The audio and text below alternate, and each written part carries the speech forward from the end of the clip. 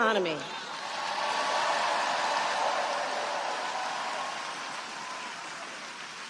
So my plan is to give a $50,000 tax deduction to start up small businesses.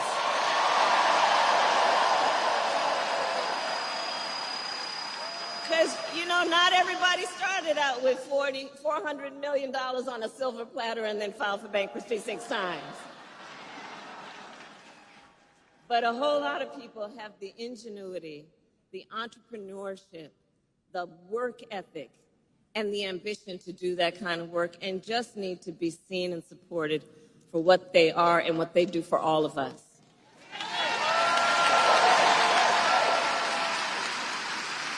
An opportunity economy. We need to build more housing in America.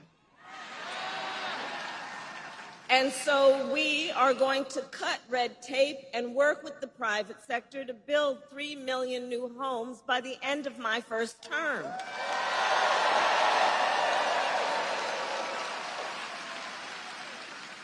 I have a plan to lower the cost of living for America's families on everything from health care to groceries. Under my plan, more than 100 million Americans will get a tax break, and thousands of dollars of your hard-earned money will go back into your pockets, including $6,000 during the first year of a child's life.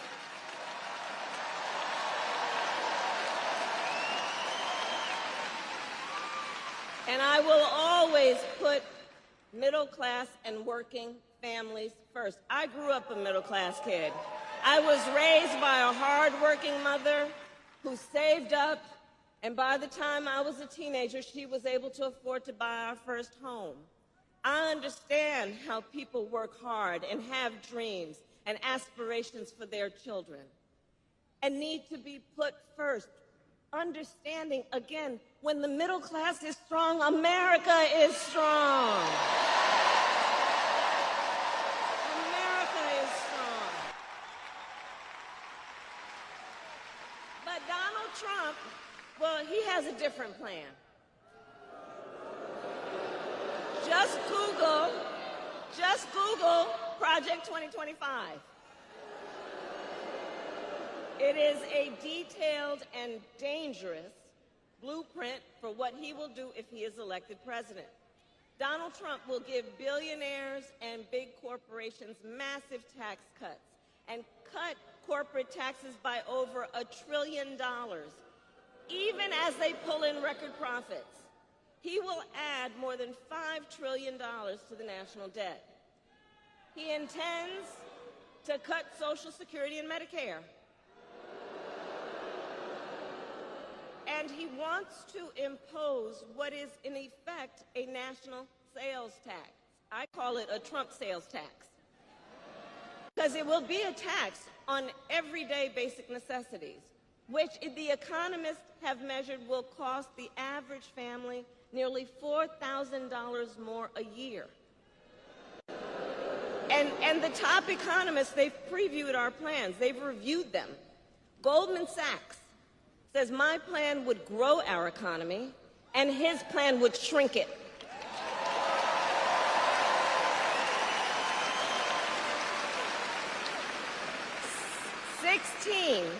Sixteen Nobel Prize-winning economists say he would reignite inflation, and Moody's says he would ignite a recession by the middle of next year. You know, he talks a big talk, but when folks review the numbers, highly respected folks, that's what you learn about him. That's what you learn. And North Carolina, on top of all of this, Donald Trump intends to end the Affordable Care Act. And as Stacey mentioned, you heard what he said in the debate. He has no plan to replace it. He said, concepts of a plan. Oh, you all watched the debate.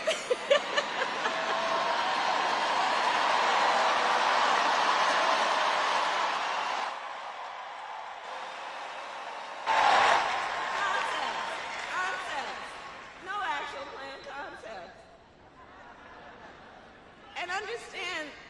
What's at stake on that? 45 million Americans are insured through the Affordable Care Act. And he's going to end it based on a concept. And take us back to when insurance companies had the power to deny people with pre-existing conditions. Well, we are not going back. We're not going back.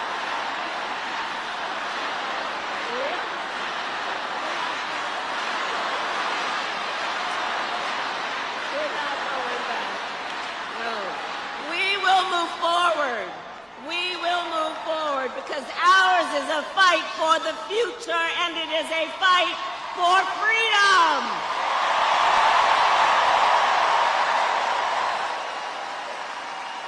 Like the fundamental freedom of a woman to make decisions about her own body and not have her government tell her what to do. And we know how we got to this issue. Because Donald Trump handpicked 3 members of the United States Supreme Court with the intention that they would undo the protections of Roe versus Wade, and they did as he intended. And now, in over 20 states in our nation, they have what I call Trump abortion bans, including North Carolina, and every single state in the South except Virginia. Think about that. Every single state in the South except Virginia. Now, 1 in 3 women in America lives under a Trump abortion ban. Many with no exceptions even for rape and incest. It is immoral. It is immoral. And I know we all here understand and agree one does not have to abandon their faith or deeply held beliefs to agree the government should not be telling her what to do with her body.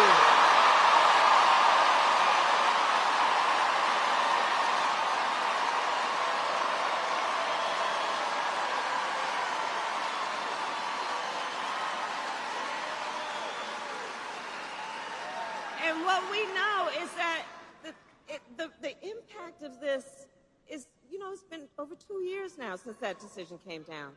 The impact of this is so real. It's affecting people every day, just based on the stories we know, and there are so many stories we don't know. Think about it. Because of Trump's abortion bans, women are being refused care during miscarriages. Some are only being treated if they develop sepsis. And when asked on Tuesday night, Donald Trump refused to say that he would veto a national abortion ban. You remember that? He refused to answer that question. Refused to answer that question. Well, I'm going to tell you, when Congress passes a bill to restore reproductive freedom, as President of the United States, I will proudly sign it into law. Proudly.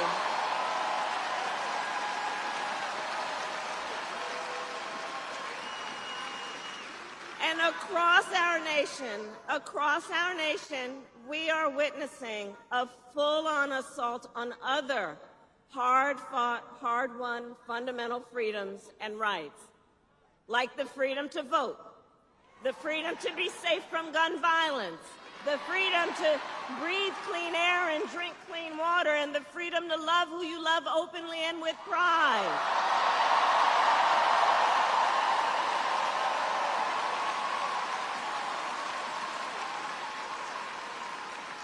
And North Carolina has a history of the point I'm about to make. Generations of Americans before us led the fight for freedom. And now the baton is in our hands. It is in our hands. So we who believe in the sacred freedom to vote will finally pass the John Lewis Voting Rights Act and the Freedom to Vote Act. And we who believe in the freedom to live safe from gun violence. We'll finally pass an assault weapons ban, universal background checks, and red flag laws.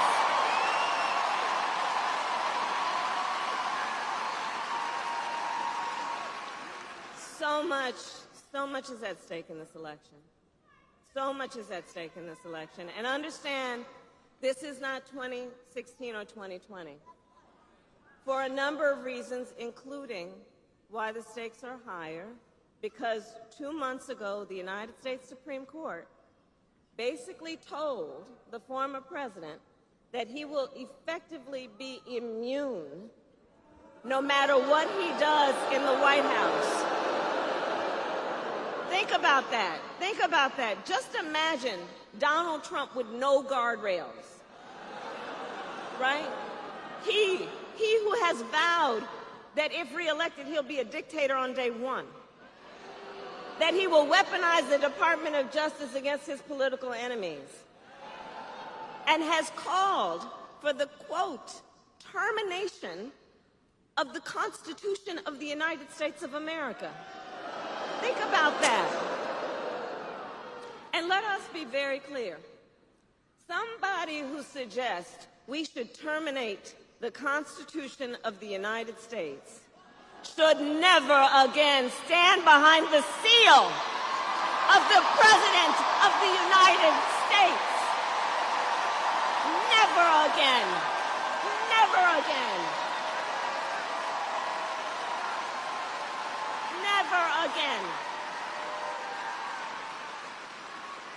And you know, one of the points that I mentioned on Tuesday, so the people who served under him at the White House, who saw him every day, right?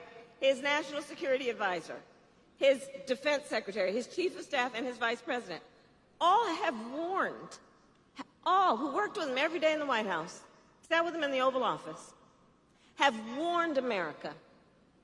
Donald Trump is not fit to be president of the United States and should never again occupy our nation's highest office.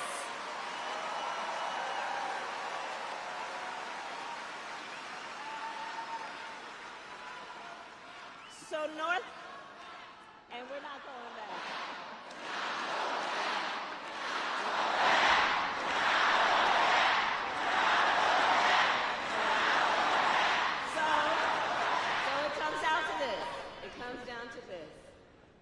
We are here together because we love our country. We love our country. And we understand the awesome responsibility that comes with the greatest privilege on earth, the privilege and pride of being an American.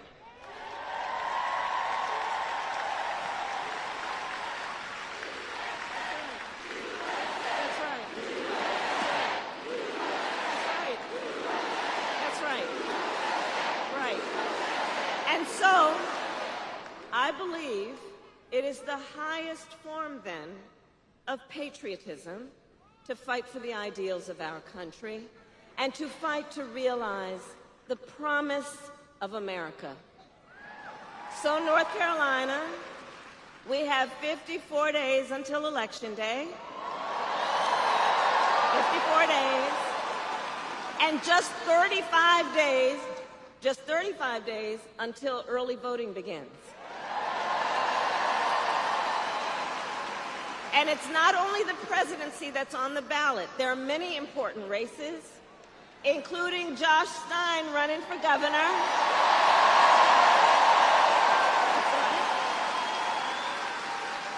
whose opponent was handpicked by Donald Trump and wants a total ban on abortion in this state.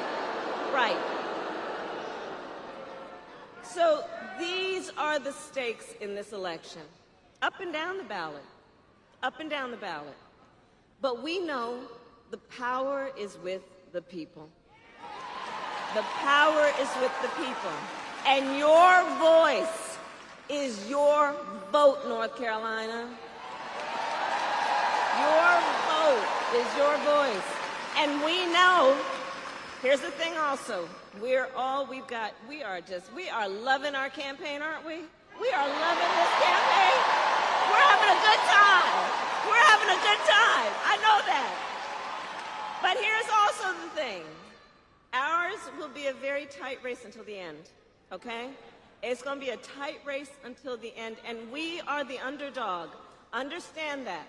We are the underdog. There are powerful forces trying to convince people that their vote doesn't matter. There are powerful forces here, too.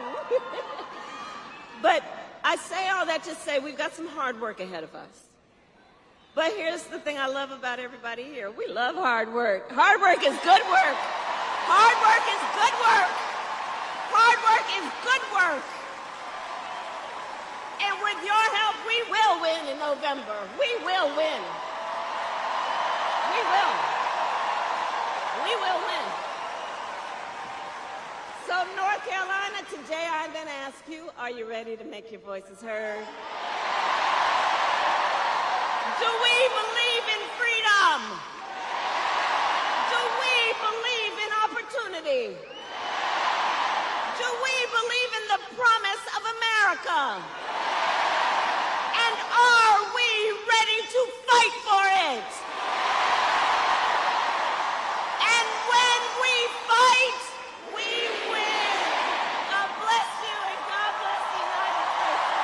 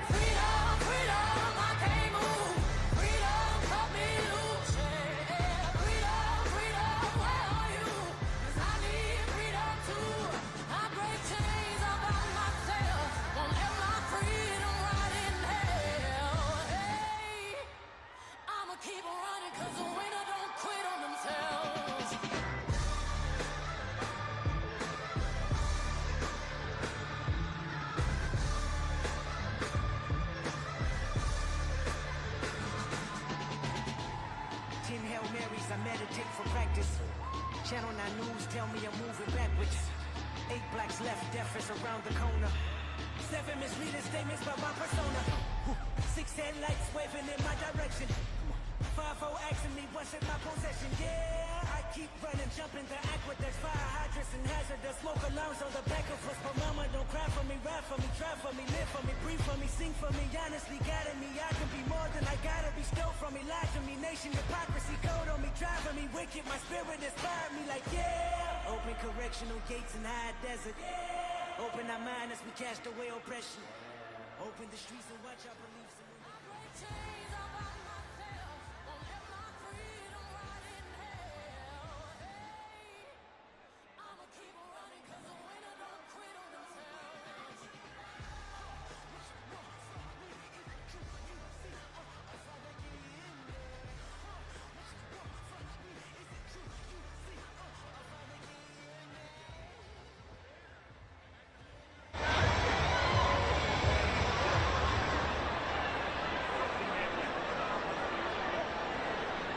Thank you.